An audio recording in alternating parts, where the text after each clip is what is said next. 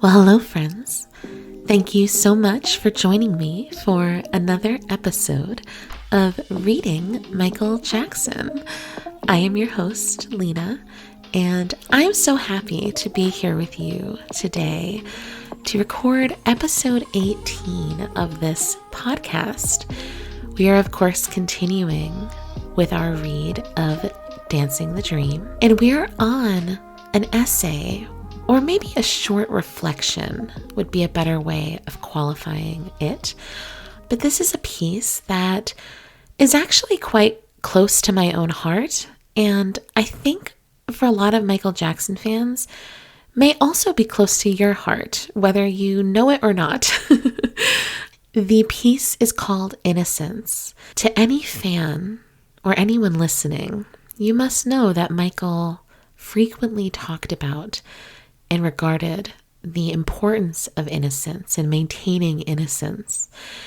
And I really appreciate that this piece gives us some insight into what that actually means for Michael. So, without further ado, this is Michael's short reflection, and it's called Innocence.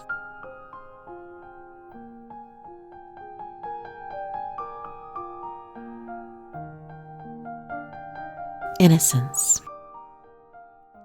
It's easy to mistake being innocent for being simple-minded or naive. We all want to seem sophisticated. We all want to seem street smart. To be innocent is to be out of it. Yet there's a deep truth in innocence. A baby looks in his mother's eyes, and all he sees is love. As innocence fades away, more complicated things take its place. We think we need to outwit others and scheme to get what we want. We begin to spend a lot of energy protecting ourselves. Then life turns into a struggle. People have no choice but to be street smart. How else can they survive? When you get right down to it, survival means seeing things the way they really are and responding. It means being open. And that's what innocence is. It's simple and trusting like a child, not judgmental and committed to one narrow point of view. If you are locked into a pattern of thinking and responding, your creativity gets blocked. You miss the freshness and magic of the moment.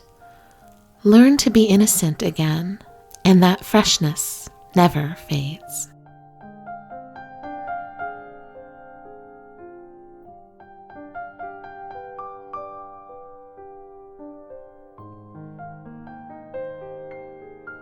Well, I have to say, it was lovely to revisit this piece again. As I mentioned at the start of the episode, this piece is special to me. And again, for many fans, it may be special to you too, because of the insight it offers us into Michael's worldview, his perspective on innocence. When I read this piece, I see that Michael is not simply advocating for a childlike view of the world, though of course he reveres that view. I see Michael as promoting innocence as a kind of revolutionary act, to keep our eyes open, not to seek out the possible dangers, but to seek out all the wonder and possibility of life. Now, when I say it's close to my heart, I want to give some context for that. Of course, this is not a podcast about me or my life, but I am the one analyzing it. So bear with me for a moment. I am currently finalizing the manuscript for a book that will be published later this year. The book is a memoir / research project that kind of blends memoir and research, and it's about sexual violence and my history and experience with sexual violence. And as I was rereading it, I stayed up all night rereading it and finalizing edits. And it was very difficult for me to read. And one of the most difficult parts for me was a part in which I am revealing a conversation I had with a mental health professional about my innocence being lost and my fear of the world, fear of others, sense that nothing in the world is safe anymore, etc. And that part really got to me when I reread it. And the reason is because I realized that I didn't lose innocence. I've regained it. I realized that such a loss of innocence for me was temporary, because in the aftermath of this time period, one of the lower points of my life, I got help. I found love in many different forms. I learned to receive love, and I began my healing journey. And such a healing journey has returned me to being a person who primarily sees the beauty and wonder in the world, not in a naive way, as Michael says here. It's not naive, but in a way that offers true appreciation and understanding of what the world actually has to offer. Because if we're being honest with ourselves, being aware of the bad and the danger is only one type of awareness. It's only one way of having your eyes open. But to only see the world in one way means that your eyes are also closed, at least partially. So innocence does not have to be this strictly naive thing. It can also be a choice you are making to see the world in a particular way, rather than running from it and hiding under cover. So I don't want to spend too much time lingering on my own experience with this, but I was just so struck with reading this piece again today, especially in light of my own, not even 24 hours ago, crying over this exact topic, but crying in a sense of sorrow for my former self, who did feel a sense of loss of innocence, and the crying for my current self and my happiness to have attained and regained some of that. And I want to come back to that briefly after I talk about Michael a bit, because Michael has something to do with that, I think. Looking at this piece through the lens of Michael Jackson is kind of fascinating, because we know that Michael is a person who revered all things youthful and innocent, but the why is often chalked up to this, in my opinion, overly simplistic explanation that Michael didn't have a childhood of his own. And while that's 100% true, and I will never contest that, and I agree, Michael himself claimed it and described it in that way, I also think it's a little bit reductive to say that Michael's perspective on innocence and his admirations for all things innocent and for the wisdom of children and for enjoying the company of children, I think it's reductive to associate all of that with a trauma response to a lack of a childhood, when in fact, I think it could be in part for that reason, but just as much in part for the fact that he is a person who actively chose to feed and foster a part of himself that could maintain that innocence. While many pieces in Dancing the Dream could certainly be looked at through this eye of, an innocently minded person, this piece in particular, the way it's structured and the way it directly addresses us as the reader and pleads with us to consider innocence as a way of life, this suggests to me a lot of great thought and depth that goes into this philosophy that Michael is harnessing here.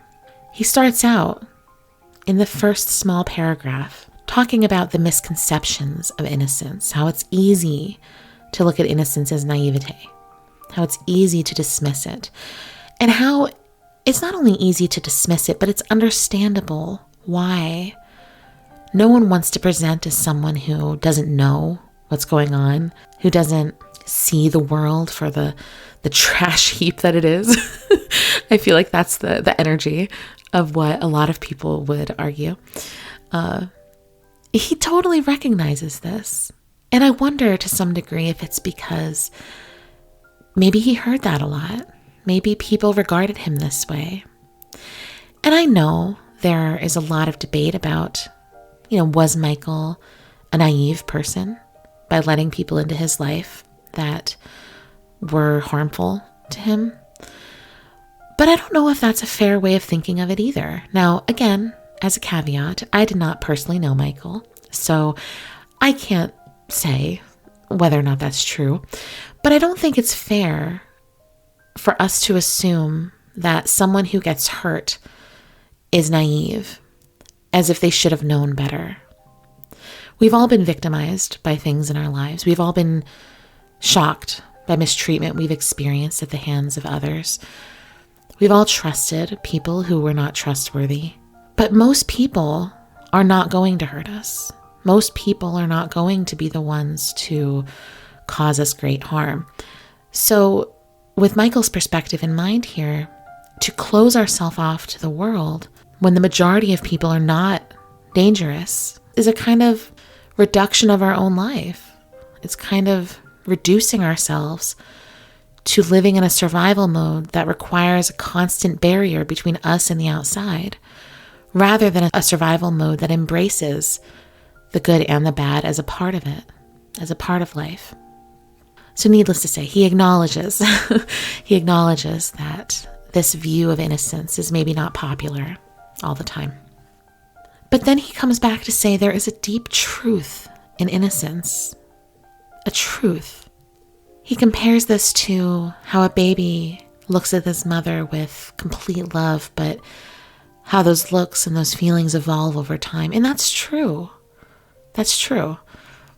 But it doesn't mean that only babies looking at their mothers can experience a sense of innocence. It simply means that most of us begin responding to the world around us with a different set of eyes and a different way of looking. And so here he goes into this concept of survival mode and how so many of us adopt the mindset of putting our walls up and removing ourselves from any implicit danger in order to survive. And when he explains it and when we experience it, it does make sense, of course. But he goes on to question that too. As I haven't exactly addressed this before, but since I mentioned my book coming out earlier, my book comes in part from my dissertation research I did to complete my doctoral studies, which focused on sexual violence, specifically sexual violence within romantic relationships. And in the discourse around sexual violence, people often use the terms victim and survivor. Often people will project the word survivor onto anyone who has endured something horrific through sexual violence. And for a lot of survivors, I'm doing it now, but for a lot of survivors, that's a really uncomfortable experience because you don't want to be told by someone else that you survived something when you don't necessarily know what it is that happened. You're still kind of contemplating the trauma that you experienced.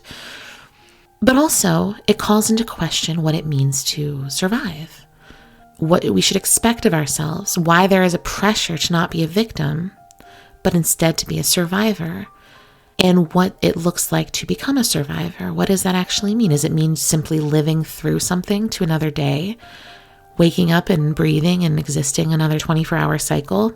Or does it mean a certain type of existence, a certain quality of existence? And this is what I would say now when it comes to Michael's piece on innocence. And this is what I think Michael is addressing here in this paragraph about survival. He's talking about going beyond simply waking up each day, breathing in and out, and going through another 24 hours.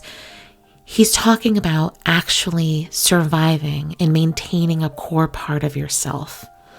The core part of yourself that can see the full breadth of what life offers, the good and the bad, the wonderful and wondrous and the frightening and disturbing. He's simply talking about openness. He's not saying to think of the world as a beautiful and perfect place. He's saying to be open to what's actually there, to not be clouded and distorted in our view of the world by the things that we've experienced. Don't let walking into a new situation with a new person be disturbed by the past situations with past people. He says that to be innocent is simple. It's not having one narrow point of view. Because again, it would be a narrow point of view to say everything is wonderful and no one is dangerous and everything is good. That would also be narrow. So I don't think Michael is advocating for that. I really believe he is advocating simply for openness, simply for seeing things as they are, rather than presuming we already know. Now, of course, this is not an easy thing to do. Of course, the things we experience, the good and the bad, influence the way we view other things. That's simply natural. Like he said, it's a type of survival. So I don't know that Michael is talking about survival only in the sense of like, how do you survive day to day? I think he's talking about a different type of survival. How you maintain the core of yourself. How you don't lose the inner light that you're born with. Because we may continue surviving. We may wake up each day and go through life. But that light inside of us may not. That could get extinguished if we don't fight hard to preserve it. That's the type of survival I think he's referring to. And that's also where I think the innocence lies. Now, that he talks about this in some other pieces, the place in our hearts, and he knows that it is love. That sort of internal energy source of love and light and beauty, that being the innocence within us also, that being the thing that we need to fight to keep alive. Because we can keep going on and living, and our hearts can keep beating, but that could be gone, and we can lose that. So to retain that, we retain some of that innocence. In thinking about this, I am so curious about Michael's own journey. So many people who met Michael described him as innocent, described him as childlike, described him as naive. Of course, there's also handfuls of other people who did not describe him this way, or described him as incredibly gentle and polite and sweet, but did not necessarily describe him in that sense, who, people who talked about his genius and the long intellectual discussions they would have with him and whatnot. So there's certainly a perception people had of Michael that they projected onto him and thus repeated. And so, hearing that Michael is this type of person, when they meet him and see that he was a kind and polite and gentle, maybe they, project some of that onto him as well, some of that naivete and some of that childishness.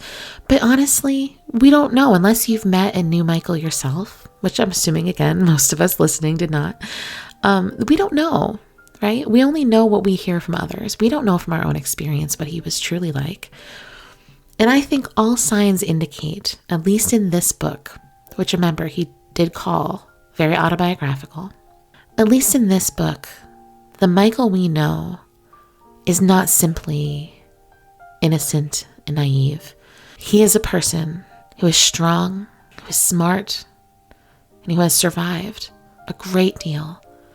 By the time he wrote this book, he had survived so much in his life, different types of abuse, both in his own home life and also in the public eye and the media, disability, heartbreak, mind-numbing and crushing fame, isolation, loneliness, mental health struggles, physical struggles, childhood trauma. He had survived quite a lot at this point, but he maintained that. And I believe that was a choice. And I believe that in this piece, when he ends by telling us to learn to be innocent again, he is urging you to actually listen to him and actually learn to be innocent again. And so I guess that's why I started the way I did today, with sharing my own little story about recognizing in my own return to my own past, reading and editing my book, I'd recognize that I have actually regained and returned to who I originally was. And I have found that part of myself again. And now I do protect it so much. And I will never let anything happen to that part of me again. And this is the final thing I will say about this. Michael Jackson was a big part of that for me. He gave me a sense of permission to feel like that was something worth holding on to. It's always who I've been, deep inside, deep in my heart. But discovering Michael, becoming a fan of him, was kind of like the cherry on top for me. It was the final thing I needed, the final push I needed after years of healing and kind of working through things on my own. His messages, his essence and presence in my life reaffirmed the validity to me of counteracting cynicism with an innocence and a sense of love and wonder for the world and an openness to what it truly is rather than fear. And he's empowered me in that way and has given me that. And so I can only imagine that's the case for so many others, especially those of us who have survived different types of traumas, different types of abuses in our lives. Michael's power and his strength is like a beacon, and his preaching to some degree about that is like a beacon as well for us to hold on to. So I really appreciated this essay in this piece. I hope you enjoyed it as well as the discussion today. And I would love to know your thoughts about this as well. So if you think to, leave a comment on Spotify or contact me via Facebook or the Facebook page for the Michael Jackson Book Club. I am in there and I would love to talk to you. So please feel free to reach out if you do want to chat. I would love to hear more of your thoughts in this as well. So thank you so much for joining me, and I look forward to being here with you next week for another episode. Until then, take care.